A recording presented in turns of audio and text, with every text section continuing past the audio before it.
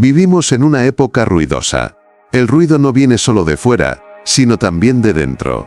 Pensamientos que se superponen unos a otros. Preocupaciones que no descansan. Comparaciones constantes. Emociones que aparecen sin pedir permiso y reclaman una respuesta inmediata. Todo parece urgente. Todo parece importante. En medio de este movimiento continuo, una palabra antigua ha vuelto a escucharse con fuerza: estoicismo. No como una novedad, sino como un recuerdo, como algo que siempre estuvo ahí, esperando a ser atendido de nuevo. El estoicismo no reaparece porque el mundo moderno sea especialmente caótico. Reaparece porque la condición humana no ha cambiado tanto como nos gusta pensar. El miedo, la pérdida, la incertidumbre, el deseo de control y la fragilidad acompañan al ser humano desde siempre. Cambian los escenarios, cambian las herramientas, cambian los nombres de las preocupaciones, pero el fondo permanece. Y precisamente por eso, una filosofía nacida hace más de 2000 años sigue resultando relevante. Sin embargo, pocas ideas han sido tan mal entendidas. Para muchas personas, el estoicismo es sinónimo de frialdad. Para otras, significa aguantar sin quejarse, endurecerse por dentro, desconectarse de lo que se siente. Hay quien imagina al estoico como alguien imperturbable, casi inhumano, que no se altera ni se emociona ante nada. Esa imagen tan extendida como equivocada, no solo es falsa, sino que va en contra de la esencia misma del estoicismo. El estoicismo no propone dejar de sentir. No invita a negar el dolor, ni a fingir que la tristeza no existe. Tampoco enseña a convertirse en una figura rígida, ajena a la experiencia humana. Muy al contrario, parte de una observación honesta de esa experiencia. Reconoce que sentir es inevitable, pero sostiene que no todo lo que se siente debe gobernar la vida. Hay una diferencia profunda entre experimentar una emoción y ser arrastrado por ella. Esta filosofía nació en un mundo duro. Un mundo donde la enfermedad era cotidiana, donde la muerte estaba cerca, donde la seguridad era frágil y el futuro incierto. No fue concebida para momentos de comodidad, sino para tiempos difíciles. Por eso no ofrece consuelos fáciles ni promesas de bienestar constante. Ofrece algo más sobrio y más exigente, una manera de relacionarse con la realidad sin autoengaños. En la antigua Grecia comenzó a tomar forma esta manera de pensar, y fue en Roma donde alcanzó su desarrollo más completo. No se trataba de un sistema teórico alejado de la vida diaria, sino de una guía práctica para vivir. Sus enseñanzas no estaban reservadas a una élite intelectual. Eran accesibles, directas, pensadas para quien necesitara orientarse en medio de la vida cotidiana. Uno de los primeros en dar forma a estas ideas fue Zenón de Citio, que enseñaba en un pórtico público, abierto, donde cualquiera podía detenerse a escuchar. No hablaba desde una posición de privilegio, ni se dirigía solo a quienes tenían tiempo para especular. Hablaba para personas expuestas a la inestabilidad del mundo. Su enseñanza no buscaba impresionar, sino ser útil. Con el tiempo, el estoicismo fue adoptado por personas de orígenes muy distintos. Epicteto nació esclavo y conoció la falta de libertad exterior desde dentro. Séneca vivió rodeado de poder, riqueza y peligros políticos. Marco Aurelio, emperador, reflexionó sobre la fragilidad humana mientras gobernaba un imperio inmenso. Tres vidas opuestas, atravesadas por una misma comprensión esencial. Eso ya nos dice algo importante. El estoicismo no depende de las circunstancias externas, no pertenece a una clase social ni a una época concreta. Puede practicarse en la escasez y en la abundancia, en la calma y en la adversidad. Su valor no está en lo que promete, sino en lo que enseña a aceptar. No ofrece control sobre el mundo, sino claridad sobre el lugar que ocupamos en él. En el centro del pensamiento estoico hay una observación sencilla y, al mismo tiempo, incómoda. Gran parte del sufrimiento humano no proviene de lo que ocurre, sino de la interpretación que hacemos de lo que ocurre. No es el hecho en sí lo que nos hiere, sino el juicio que construimos sobre él. Dos personas pueden vivir una situación similar y experimentarla de maneras muy distintas. La diferencia no está en el acontecimiento, sino en la mente que lo recibe. Esta idea no pretende minimizar el dolor ni negar la dureza de ciertas experiencias. El estoicismo no dice que todo sea indiferente ni que nada importe. Reconoce que hay pérdidas reales, injusticias reales y dolores profundos. Pero señala que, incluso en esas circunstancias, existe un margen de libertad interior. Un espacio entre lo que sucede y la respuesta que damos. En ese espacio se decide gran parte de nuestra estabilidad. Por eso, el estoicismo no se centra en controlar el mundo, sabe que el mundo es cambiante, impredecible y en muchos aspectos ajeno a nuestros deseos. Intentar dominarlo conduce a una lucha constante. En lugar de eso, dirige la atención hacia algo más cercano y más exigente, el dominio de uno mismo. No como un acto de dureza, sino como una forma de responsabilidad interior. Los estoicos distinguieron con claridad entre aquello que depende de nosotros y aquello que no. Dependen de nosotros nuestras decisiones, nuestras acciones, nuestras palabras, la forma en que respondemos a lo que sucede. Dependen de nosotros nuestras intenciones, nuestros valores y el esfuerzo que ponemos en vivir de acuerdo con ellos. No dependen de nosotros la opinión de los demás, el pasado, el azar, el cuerpo que nos ha tocado, ni los acontecimientos externos que aparecen sin previo aviso. Una gran parte del sufrimiento nace de confundir estas dos esferas, de intentar controlar lo incontrolable, de resistirse a lo inevitable, de gastar energía emocional deseando que la realidad sea distinta de lo que es. El estoicismo propone un cambio de enfoque. No para resignarse, sino para actuar con mayor lucidez. Aceptar lo que no depende de uno mismo libera energía para cuidar aquello que sí está en nuestras manos. Aceptar no significa rendirse.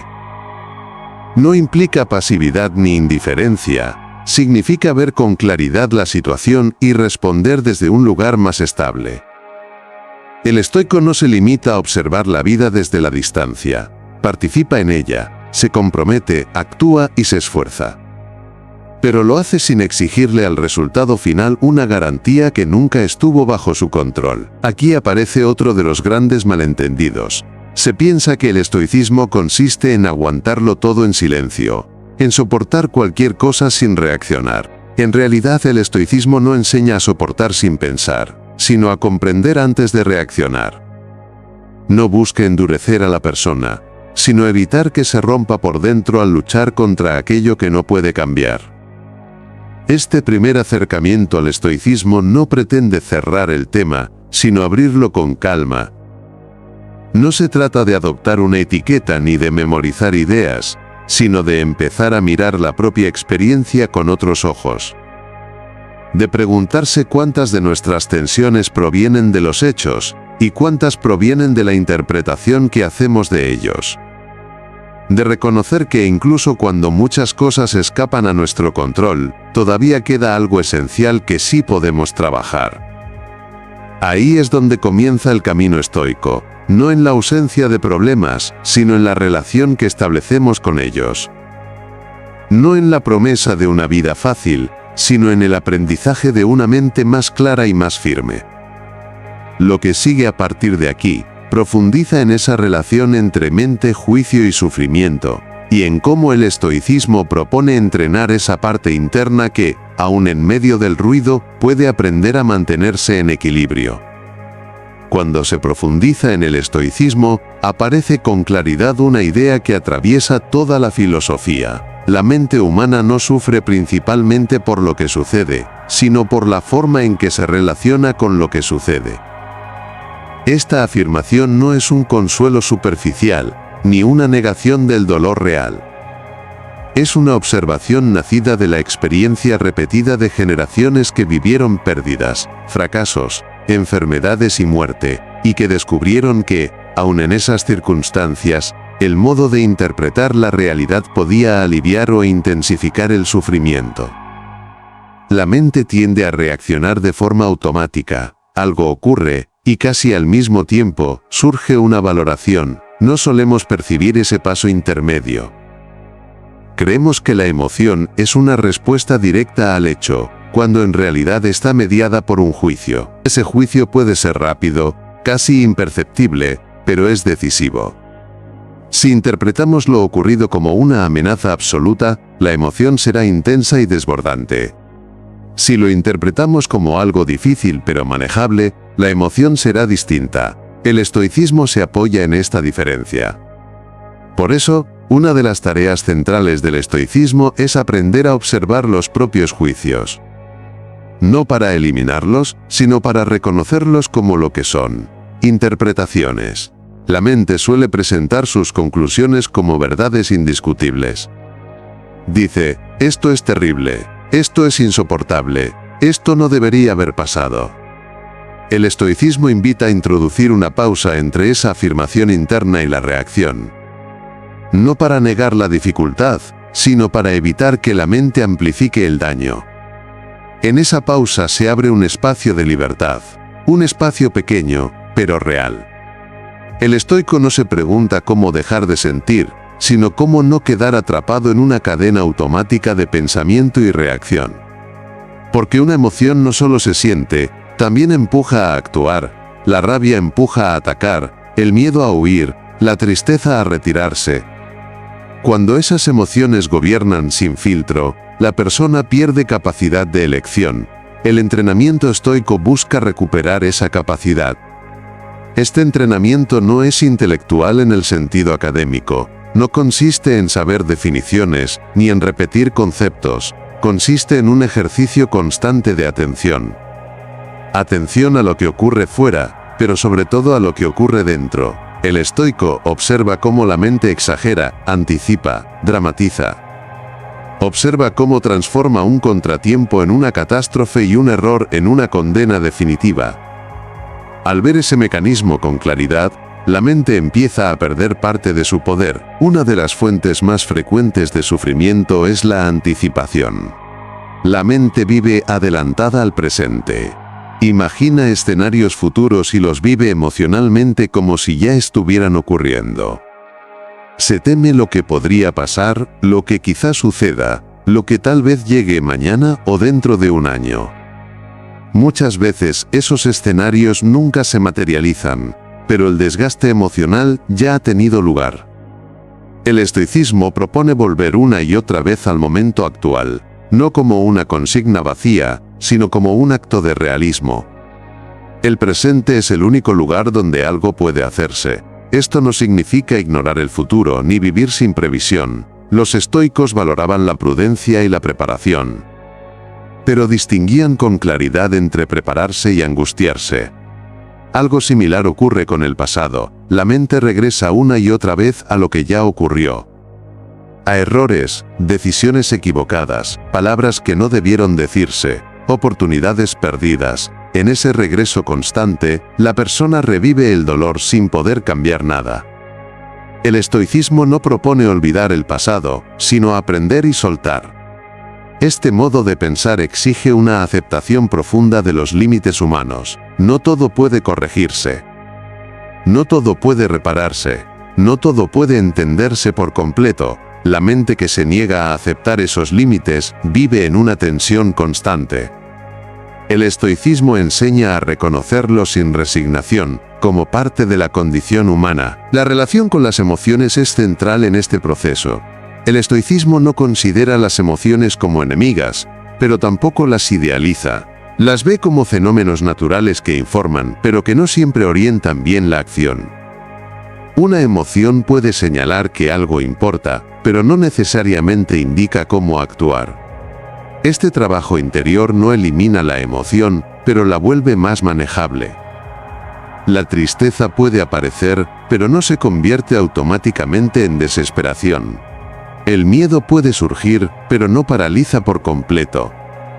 La rabia puede sentirse, pero no dicta cada palabra ni cada gesto. Otra fuente importante de sufrimiento es la comparación. Compararse con otros, con ideales, con expectativas propias o ajenas. La comparación constante introduce una sensación de carencia permanente. El estoicismo propone retirar la atención de ese juego interminable y devolverla a la propia conducta. Aquí aparece la noción de responsabilidad personal. No como carga, sino como posibilidad. Aunque no podamos elegir todas las circunstancias, siempre hay una parte de la experiencia que depende de nosotros. Esa parte puede parecer pequeña, pero es decisiva. Es ahí donde se construye el carácter. El carácter, para el estoicismo, no es una imagen ni una reputación. Es la suma de elecciones repetidas. Es cómo se actúa cuando nadie mira, cómo se responde cuando las cosas no salen como se esperaba, cómo se trata a los demás cuando resulta incómodo hacerlo bien. Este camino no es fácil ni rápido. Va en contra de muchos impulsos naturales. La mente quiere certezas, garantías, control. El estoicismo enseña a vivir sin esas garantías, sin por ello caer en el caos. No elimina el dolor, pero reduce el sufrimiento añadido. A medida que se comprende esta lógica, el estoicismo deja de parecer una filosofía fría y se revela como una forma profunda de cuidado interior. No un cuidado indulgente, sino exigente. Un cuidado que no promete comodidad, pero sí claridad. El estoicismo no ofrece un refugio frente a la realidad, sino una forma más firme de estar en ella. No promete que nada duela, pero sí que no todo desborde. No promete control, pero sí discernimiento. El estoicismo culmina cuando todas estas ideas dejan de verse como conceptos separados y empiezan a sentirse como una misma actitud ante la vida, no como una doctrina rígida, sino como una forma de estar en el mundo con mayor claridad. No se pregunta cómo evitar el dolor a toda costa, sino cómo relacionarse con él sin perder la dignidad interior. No se pregunta cómo garantizar el éxito, sino cómo actuar con coherencia incluso cuando el éxito no llega. El estoicismo no se aprende de una vez.